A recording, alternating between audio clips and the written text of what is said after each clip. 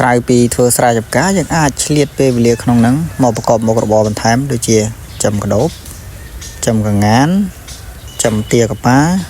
ចំជ្រូកព្រៃអាចជាស្រះចិញ្ចឹមត្រីឬក៏មុខរបរផ្សេងទៀតបានជំរាបសួរពុកម៉ែបងប្អូនថ្ងៃនេះនាំអារម្មណ៍បងប្អូនឲ្យមកស្ដាប់ពីជីវិតកសិករដោយខ្ញុំបាទផ្ទាល់នេះក៏ជាកសិករហើយក៏ជាកូនកសិករដែរយើងដឹងថាឈ្មោះជាកសិករគឺលំបាកណាស់ធ្វើការងារលំបាកហើយមិនសូវមានអ្នកណាឈ្មោះជាកសិករហើយខ្លាយជាអ្នកមានទេមិនសូវមានទេប៉ុន្តែថ្ងៃនេះខ្ញុំមានមុខរបរបន្តបន្សំមួយចំនួនដែលអាចឲ្យកសិកររបស់យើងចាក់ពីភាពក្រីក្រទៅរកជីវភាពទូធាឬក៏ប្រសើរឡើងជាងមុន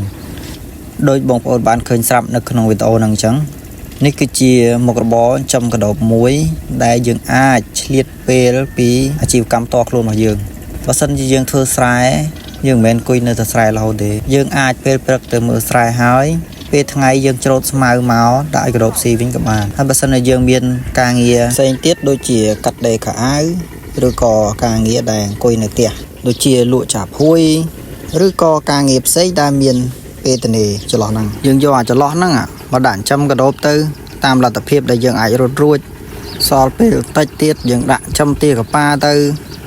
ចំយកសាច់ក៏បានឬក៏ភ្ញាស់កូនចំខ្លួនឯងក៏បានសំខាន់ឲ្យតែយើងមានប្រភពចំណីទាកប៉ានោះក៏វាស៊ីស្មៅដែរហើយកដោបក៏វាស៊ីស្មៅដែរអញ្ចឹងយើងយល់ល្អគួរតែដាំស្មៅបើយើងមានប្រភពស្មៅហើយប្រភពចំណីហើយយើងចំសัตว์អីក៏បានដែរបងប្អូនឲ្យតែសัตว์នោះវាស៊ីស្មៅជាចំណីអាហារច្រើនជាងចំណីទីផ្សារអាហ្នឹងយើងកាត់បន្ថយថ្លៃដើមហើយ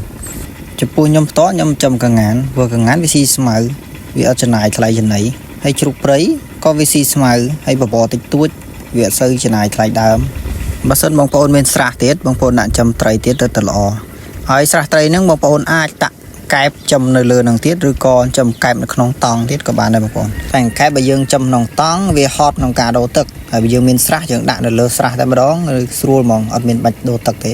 គឺដល់ខែគឺចាប់យកតែម្ដងអញ្ចឹងហើយមុខរបរទាំងប្រមាណដែលខ្ញុំបានប្រាប់ទាំងអស់នេះវាសុទ្ធតែជាមុខរបរបន្តបន្សំដែលជួយឲ្យយើងរួចផុតពីភាពក្រីក្រហេតុអីបានថារួចផុតភាពក្រីក្រព្រោះមុខរបរទាំងអស់នេះសត្វទាំងអស់នេះសុទ្ធតែជាសត្វដែលស៊ីស្មៅជាអាហារមិនសូវស៊ីចំណីទីផ្សារទេបើសិនតែស៊ីចំណីទីផ្សារច្រើនគឺយើងត្រូវចំណាយថ្លៃដើមខ្ពស់តែបើសត្វយើងស៊ីតែស្មៅដូចជាកដោបអីចឹងស៊ីតែស្មៅកងានស៊ីតែស្មៅជ្រូកស៊ីតែស្មៅយើងដាំតែស្មៅទៅចំណាយដីដាំស្មៅទៅគឺយើងទទួលបានទិន្នផលខ្ពស់ហើយយើងចំណេញថវិកាច្រើនហើយថវិកាដែលយើងចំណេញហ្នឹងយើងយកមកទិញវត្ថុធាតុដើមឬក៏ចំណីខ្លះដាក់ទៅលើសត្វដែលវាត្រូវការ